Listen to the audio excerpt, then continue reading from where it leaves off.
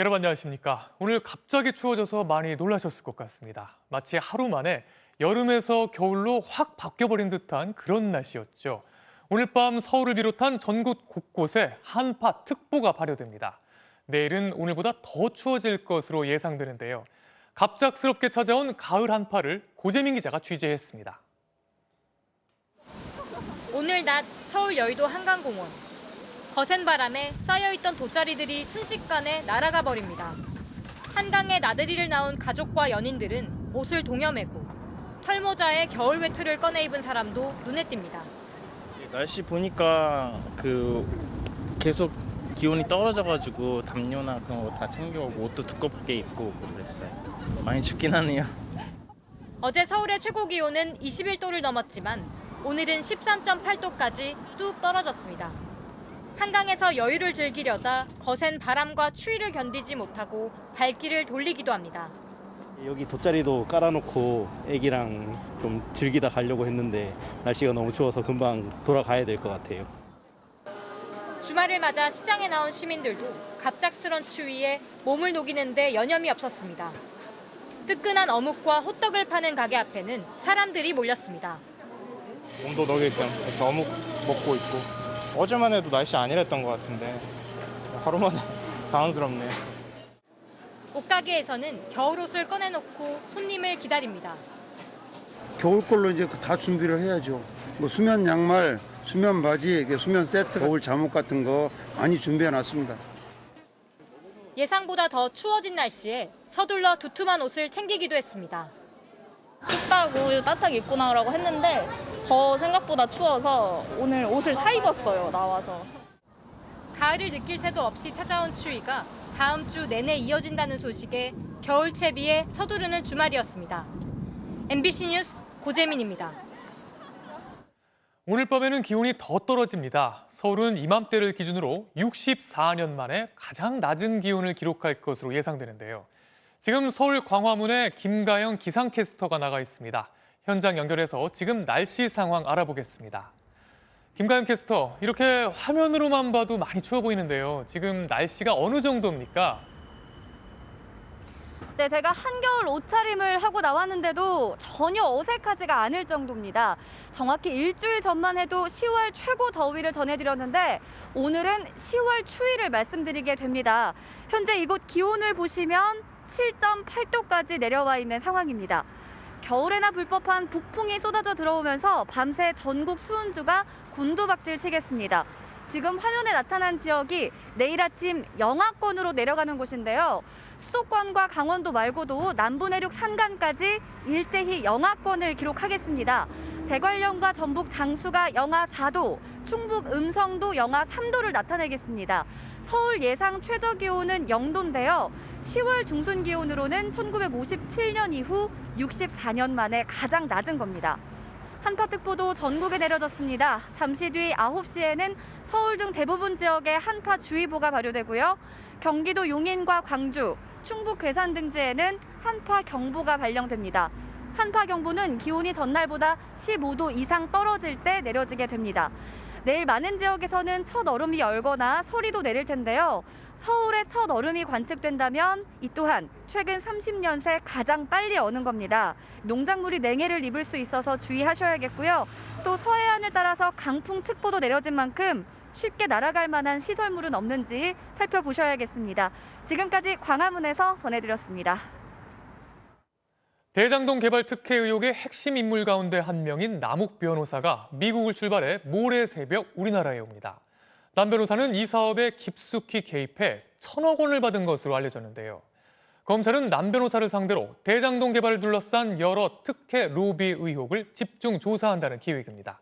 고윤선 기자의 보도입니다.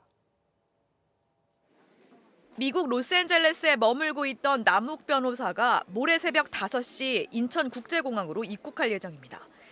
이미 비행편에 탑승권 예약을 마친 남 변호사는 한국 시각으로 오늘 오후 LA 총영사관을 찾았습니다. 외교부가 여권 무효화 조치에 착수함에 따라 여권을 반납한 뒤 귀국에 필요한 긴급 여행 허가서를 발급받은 겁니다. 지난 2009년부터 대장동 개발 사업을 기획하고 주관해온 남 변호사는 천화동인 4호의 소유주로 1,000억 원대 수익을 올린 것으로 파악됐습니다. 대학 후배인 정민용 변호사를 성남도시개발공사에 들어가도록 주선하고 수익 배당 설계 등에도 깊숙이 관여해 특혜와 로비 의혹 등을 규명하는 데도 조사가 필수적인 핵심 인물입니다. 검찰 수사팀은 그간 남 변호사가 선임한 변호인단과 출석 일정 등을 조율해 온 걸로 알려졌습니다. 다음 주 초쯤 나와 조사를 받으라고 요구한 걸로 전해졌지만 영장을 미리 발부받아 모레 귀국 시 공항에서 남 변호사를 곧바로 체포할 가능성도 있습니다. 검찰은 남 변호사를 상대로 민간 사업자에 대한 초과 이익 환수 조항이 삭제된 경위부터 천화동인 1호 실소유주 논란, 정관계 로비 정황 등 의혹 전반을 폭넓게 추궁할 전망입니다. 이 과정에서 화천대유 대주주 김만배 씨와 유동규 전 성남도시개발공사 기획본부장 등과의 연쇄 대질 신문도 예상됩니다. 어제 성남시청을 11시간가량 압수수색한 전담수사팀은 주말인 오늘도 출근해 인허가 관련 서류 등 압수물을 분석하며 성남시 관계자들에 대한 조사 준비에 들어갔습니다. 특히 유동규 전 본부장의 구속기간이 나흘밖에 남지 않은 만큼 재판에 넘기기 위한 증거 보강 등 마무리 작업에 속도를 내고 있습니다. 이와 함께 김만배 씨에 대한 구속영장 재청구를 앞두고 계좌 추적 등 자금 흐름을 구체화하는 데도 힘을 쏟고 있습니다. MBC 뉴스 공윤선입니다. 코로나19 신규 확진자가 8일째 1000명대를 유지하고 있습니다. 크게 급증하지 않고 감소세를 보이고 있는 건데요. 이대로 확산세가 안정된다면 일상 회복도 큰 문제 없이 진행될 것으로 보입니다. 박진주 기자입니다. 코로나19 신규 확진자는 1618명으로 8일 연속 1000명대를 기록했습니다. 역대 최다였던 3주 전에 비하면 절반 수준이고 금요일 발생 기준으로도 지난 7월 말 이후 가장 적습니다. 최근 일주일 평균 확진자 수는 1562명으로 그전 주보다 400명 가까이 줄었습니다. 월요일부터 현행 거리두기가 2주 더 연장되지만 확산세가 안정되면서 일부 방역 수칙은 완화됩니다. 사적 모임은 전국적으로 시간 구분 없이 미접종자는 4명까지 가능하고 접종 완료자를 포함하면 4단계 지역은 최대 8명까지, 3단계 지역은 최대 10명까지 모일 수 있습니다.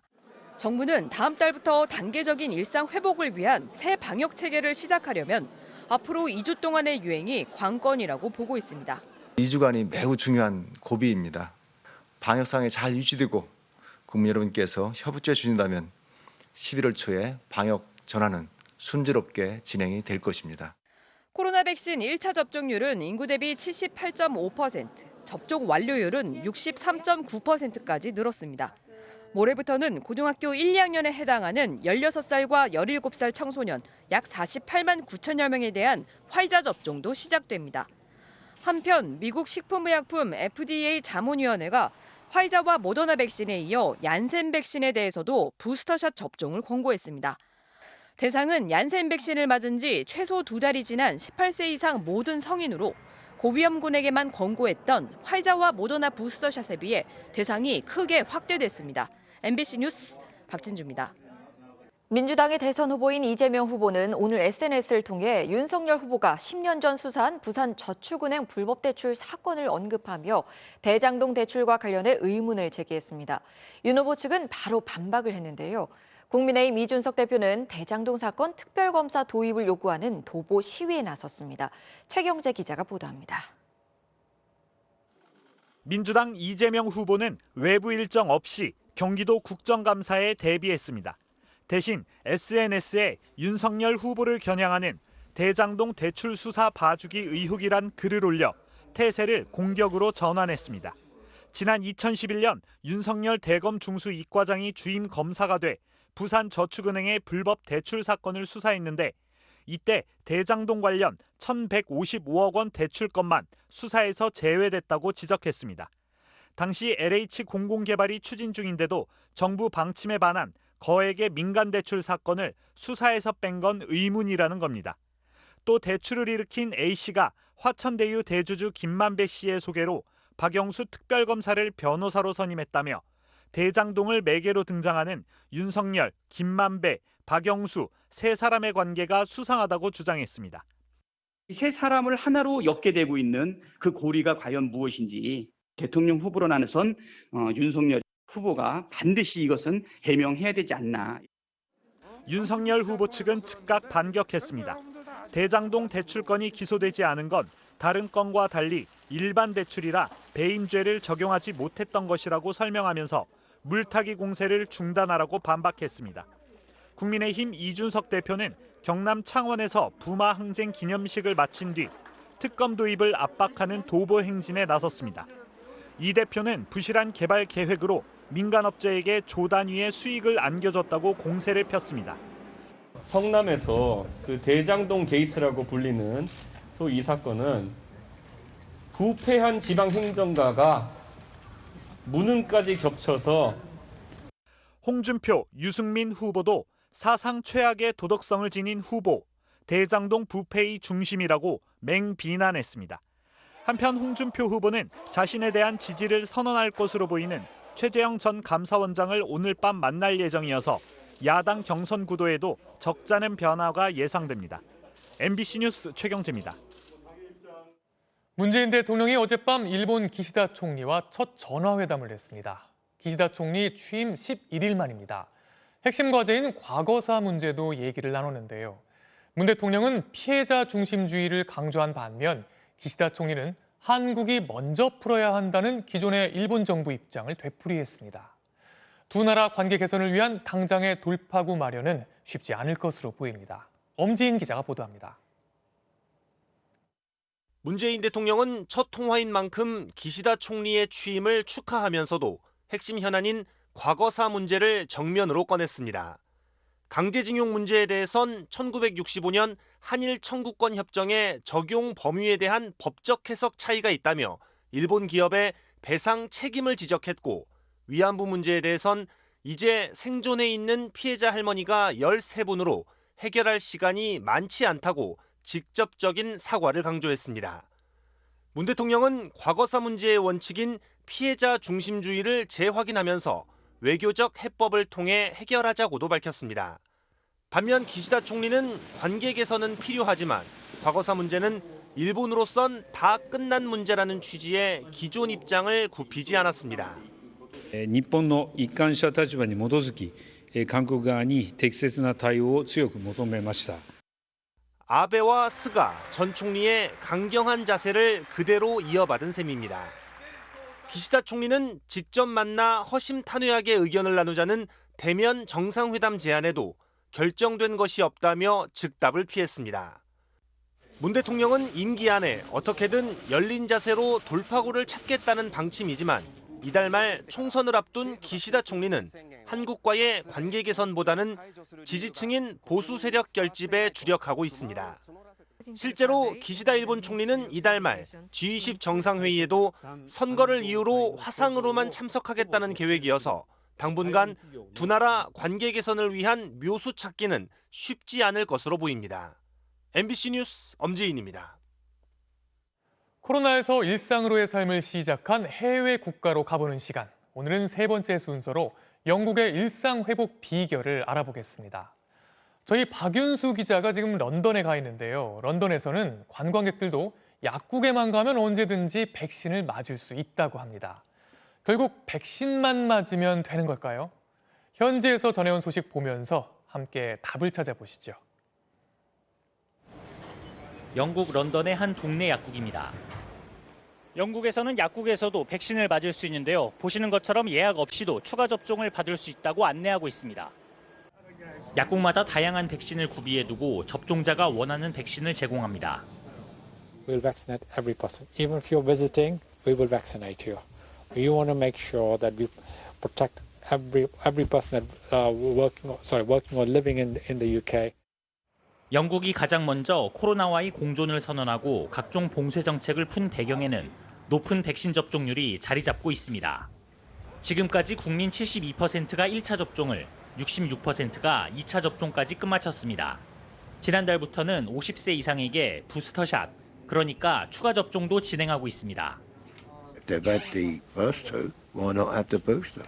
It's no different having the first two than having the third one. 올해 초겨울 3차 대유행 당시 영국의 하루 사망자 수는 1,100여 명. 그러나 백신 접종률이 높아지면서 지난 9월경 하루 사망자 수는 114명으로 줄었습니다. I understand that It is numbers dependent. It's driven by what the data suggests. Overall, I don't feel particularly threatened by it. I don't feel nervous. 그러나 영국의 위드 코로나 정책이 성공을 거뒀다고 판단하기는 아직 이릅니다. 여전히 하루 3만 명대의 확진자가 쏟아지고 있고 미접종자를 중심으로 위중증 환자도 늘고 있기 때문입니다. 무엇보다 코로나 감염에 취약한 겨울철이 다가오고 있는 것도 변수입니다. 일단 영국 전문가들은 확진자 수가 증가해도 백신 접종률이 높아진 만큼 위중증 환자와 사망자 수는 의료 체계가 감당할 수준일 것이라고 예측합니다. We are certainly better equipped in both in terms of medical therapies to treat and of course because of the vaccination program as it exists now to deal with COVID. 반면 의료 체계에 과부하가 걸릴 경우 부분 봉쇄가 다시 도입될 가능성도 있어 영국 정부는 상황을 예의주시하고 있습니다. 런던에서 MBC 뉴스 박윤수입니다. 계단 밑에 그리고 화장실 앞에 이렇게 옹색하게 자리 잡은 공간. 노동자들의 일터에 있는 휴게실입니다. 솔직히 휴게실이라고 부르기도 좀 그렇죠. 내년 8월부터는 일터에 노동자들의 휴게실 설치가 의무화되는데요. 정작 어디에 어떻게 만들어야 한다는 게 없어서 걱정의 목소리가 나오고 있습니다. 그래서 정혜인 기자가 지금 노동자들의 휴게실들은 어떤지 찾아가 봤습니다. 3평 남짓한 공간에 7명이 다닥다닥 붙어 앉았습니다. 공간이 비좁아 마주보고 앉아야 하다 보니 누구도 온전히 다리를 펴지 못합니다. 하루에 6시간 넘게 서서 일하는 초등학교 급식 노동자들의 휴게실입니다. 5분이라도 쉬고 싶은데 불편하니까 못 누워요. 다 같이 옷을 갈아입기가 힘듭니다. 손, 다리 부딪히잖아요. 한 사람은 갈아입으면 한쪽에 누군가가 옆에 서 있고. 한 기차역 휴게실은 한쪽 벽면 전체를 시커먼 곰팡이가 뒤덮었습니다.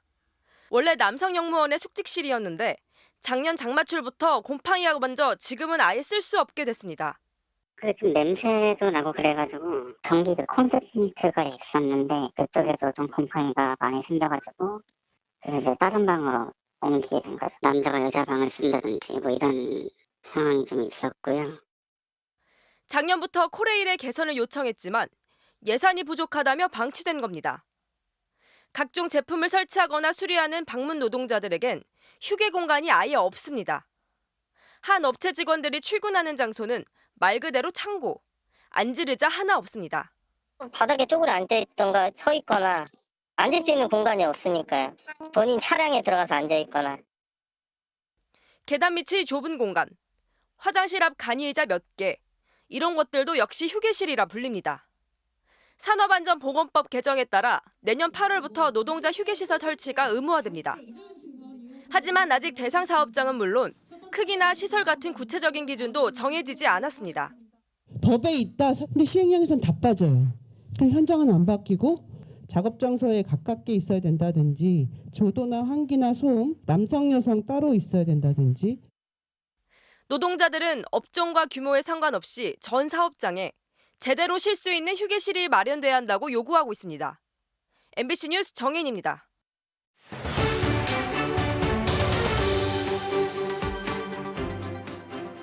요즘 중국과 대만 사이에 전쟁이 날 수 있다는 얘기가 많이 나오고 있습니다. 중국이 대만 주변에서 사상 최대 군사 훈련을 벌이고 미국도 적극적으로 대만에 군사 지원을 하고 있기 때문인데요. 중국이 정말 대만을 침공할까요? 국제 문제를 전문적으로 취재하고 있는 저희 권희진 기자가 깊게 들여다봤습니다. 지난 9일 중국 신해혁명 110주년 기념식.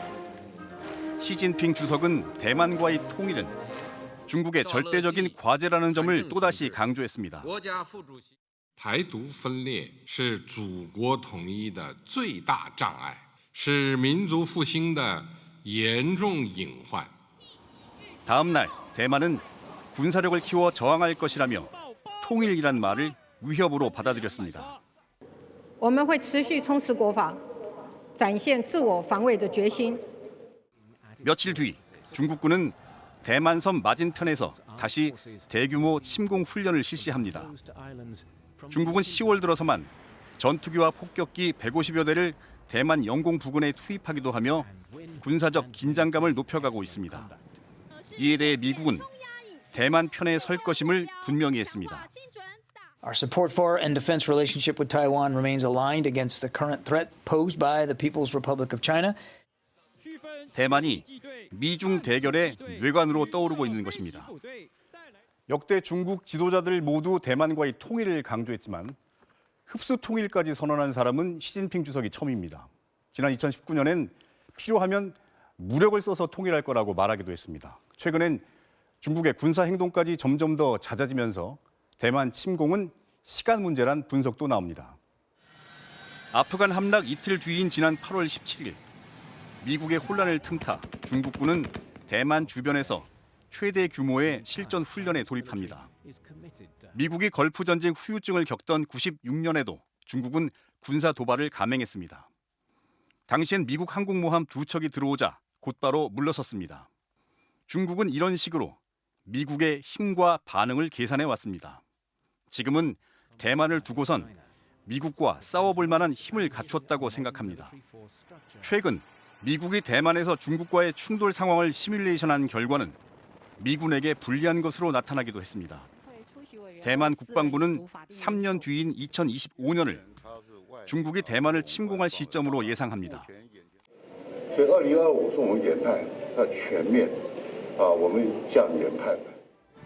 내년 재집권을 앞둔 시진핑 주석이 국내 지지를 얻기 위해 대만과의 통일 문제를 활용하려는 것도 군사적 긴장감을 끌어올리고 있습니다. 그러니까 주권 영토 통일에 관한 문제까지도 제대로 대응하지 못한다면 시진핑 입장에서는 더 큰 국내 정치적 역풍이 올라올 수 있습니다. 그러다 보니 더욱 강경하게 대응할 수밖에 없는. 미국은 대만에 천문학적인 규모의 무기를 팔면서 특수부대를 비밀리에 파견하는 등의 군사 지원으로 일단 대응하고 있습니다. 이를 두고 중국은 미국이 대만의 독립을 부추긴다며 반발합니다. 중국이 실제로 대만의 군사적 행동을 감행할지 여부는 연내로 예정된 미중 정상회담 결과에 달려있다는 분석이 나옵니다. 물리적 충돌로 갈 것인지 진장 충돌을 전면에 내세우고 물밑에서 미중이 타협점을 찾을 것인지 지금 갈림길에 있다라고 봅니다. 그러나 미국을 등에 업은 대만이 중국의 도발에 적극 대처할 것이라고 밝히면서 우발적 충돌 가능성은 더욱 높아지고 있습니다. 전쟁과 같은 심각한 상황이 예기치 않게 벌어질 확률도 그만큼 늘어나고 있는 것입니다. MBC 뉴스 권희진입니다. 순수 국내 기술로 만든 우주 발사체인 누리호가 다음 주 목요일 발사를 앞두고 있습니다. 성공한다면 한국은 우주 발사체를 쏘아 올린 7번째 나라가 됩니다.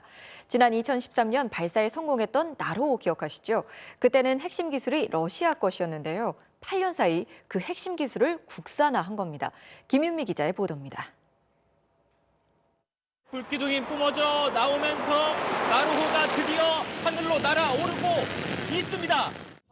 한국의 첫 우주 발사체 나로호. 나로호 발사 성공으로 우리도 국내에서 혼자 힘으로 위성을 우주에 올릴 수 있게 됐습니다. 하지만 나로호는 한계가 있었습니다. 발사대는 우리가 만들었지만 발사체에서 가장 중요한 1단 로켓 엔진을 러시아에서 가져왔기 때문입니다. 그래서 발사의 거의 모든 과정을 러시아 기술진에 의존해야 했습니다. 발사체로 이렇게 연료 주입하는 과정이 서로 업무가 구분이 돼 있어요. 우리가 러시아의 명령을 받아서 명령하면 어떻게 하고, 왜냐하면 그 명령 주체가 발사체가 하거든요. 8년 사이에 우리도 핵심 기술을 개발했습니다. 아파트 15층 높이의 중대형 액체 로켓 누리호. 순수 국내 기술로 만들었습니다. 설계부터 제작, 시험, 인증, 발사에 이르기까지 전 과정을 독자 기술로 수행합니다. 이렇게 한 나라는 지금까지 러시아, 미국, 프랑스, 중국, 인도, 일본 6개뿐입니다. 발사가 성공하면 한국이 7번째 나라가 됩니다. 로켓 엔진 개발은 극비로 붙이는 보안 기술이라 실험 시설을 빌릴 수도 없습니다. 그래서 고흥 나로 우주센터 한켠엔 아예 전문 연소 시험동을 지었습니다. 총 184회. 18,290초의 시험을 통해 엔진이 안정적으로 점화하고 연소하는 걸 확인했습니다. 연료 탱크도 직접 개발했습니다. 연료 탱크는 1초에 1톤의 산화제와 연료를 공급하는데 대기압의 6배를 견딜 수 있어야 합니다. 하지만 무게를 줄이기 위해 두께는 2mm에 불과합니다. 조선업이 상당한 강국이다 보니까 세계 최고의 용접 기술을 가지고 있습니다. 얇은 알루미늄 판을 변형 없이 그리고 결함 없이 만드는 데 기술이 집약되어 있기 때문에 누리호는 발사 하루 전인 20일 무진동 차량을 이용해 발사장으로 이동합니다. 탯줄이라는 이름을 가진 길게 뻗은 타워를 통해 추진제와 산화제를 충전합니다. 발사 10분 전부터 컴퓨터에 의해 자동 발사 운용 시스템이 시작되고 1단 엔진 점화와 함께 하늘로 올라갑니다. 발사 2분 7초 만에 고도 55km, 4분 34초 뒤에는 고도 252km, 그리고 16분 7초 뒤에 3단 로켓이 연소되면서 고도 700km까지 올라갑니다. 발사체가 궤도를 이탈하지 않고 1, 2, 3단이 제때 분리돼 점화하면 발사 성공입니다. MBC 뉴스 김유미입니다. 토요일 밤 스포츠 뉴스입니다. 프로배구 여자부 개막전에서 디펜딩 챔피언 GS칼텍스가 흥국생명의 완승을 거두고 2연패를 향해 산뜻하게 출발했습니다. 지난 시즌 4상 첫 3관왕을 달성했던 GS칼텍스. 삼각편대 가운데 러츠와 이소영이 팀을 떠났지만 여전히 강했습니다. 새 외국인 선수 모마가 탄력 넘치는 공격으로 러츠의 공백을 지웠고 유서연도 공수에서 이소영의 빈자리를 훌륭히 메웠습니다. 승부처는 2세트였는데요. 듀스 접전에서 에이스 강소휘가 오픈 공격으로 세트를 끝내면서 승기를 잡았습니다. 결국 모마가 20점, 강소휘와 유서연이 25점을 합작한 GS칼텍스가 3대0 완승을 거뒀습니다. 반면 이재영, 이다영 자매에 이어서 김연경마저 떠난 흥국생명은 젊은 선수들의 패기로 맞섰지만 주축 선수들의 공백을 절감해야 했습니다. 프로농구에선 오리온이 가스공사를 꺾고 3연승을 달렸는데요. 가스공사는 동료들끼리 날선 신경전까지 벌이며 스스로 무너졌습니다. 손장훈 기자입니다. 가스공사와 오리온의 3쿼터. 두경민의 패스가 이대원의 다리 사이를 빠져나가 실책으로 연결되자 니콜슨이 갑자기 화를 냅니다. 득점 기회에서 자신에게 패스를 하지 않았다는 겁니다. 그러자 두경민도 짜증 섞인 반응을 보였고 분위기는 험악하게 바뀌었습니다. 유도원 감독이 작전 타임을 불러 둘을 진정시켰지만 그다음에 못 본 거야. 근데 경민이 줄 생각을 하라고. 무너진 팀워크는 결국 경기력으로 이어졌습니다. 8점 차로 추격하던 가스공사가 이 신경전 이후 보전하면서 순식간에 20점 차 넘게 벌어졌습니다. 결국 가스공사는 제대로 반격 한번 해보지 못한 채 대패를 당했고 오리온은 20넉점을 넣은 이대성을 앞세워 3연승을 거뒀습니다. 지난 시즌 챔피언 인삼공사는 잦은 실책에 입었습니다. 실책을 19개나 저지르며 답답한 경기를 이어가자 김승희 감독이 선수들을 다독였지만 성현이 그런 날 있어. 한두명 그런 날 있어. 시간이 많이 남았어. 5명에서 충분히 저거 뒤집을 수 있어. 현대모비스는 빈틈을 놓치지 않았습니다. 속공을 앞세워 3쿼터에 이미 20점 차 가까이 벌렸습니다. 결국 클락과 장재석 등 6명이 두 자릿수 득점을 올린 현대모비스는 시즌 첫 승리를 거뒀고 인삼공사는 3연패에 빠졌습니다. MBC 뉴스 손장훈입니다. K리그2 대전 이문수의 대포알 중거리포인데요. 잘 차기도 했지만 공을 피한 동료의 순발력이 기가 막혔네요. 토요일 밤 스포츠 뉴스였습니다.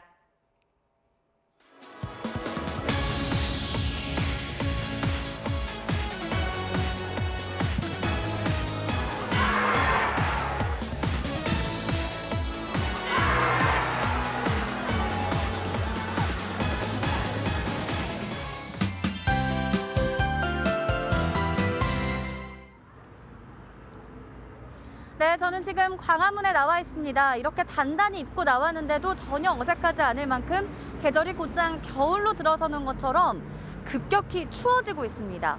10월 한파특보는 매우 드문 현상인데요. 잠시 뒤 9시를 기해 전국 많은 지역에 내려지겠습니다. 먼저 한파경보는 경기도 용인과 광주, 충북 괴산 등지에 내려졌고요.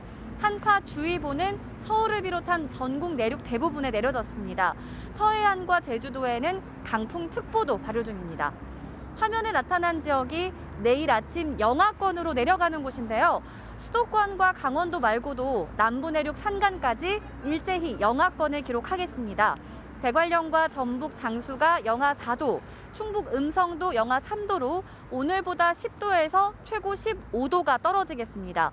서울 예상 최저 기온은 0도인데요. 10월 중순 기온으로는 1957년 이후 64년 만에 가장 낮은 겁니다. 바람은 내일 오전까지가 가장 강하겠고요. 월요일과 화요일 사이에 또 한 번 비가 오고 나면 2차 한파가 찾아와서요. 다시 서울의 수온주가 3도 안팎까지 떨어지겠습니다. 갑작스러운 기온 변화에 건강 잃지 않도록 꼭 조심하시기 바랍니다. 지금까지 광화문에서 날씨 전해드렸습니다. 네, 갑자기 추워진 날씨에 건강 관리 잘 하셔야겠습니다. 토요일 뉴스데스크 마칩니다. 고맙습니다.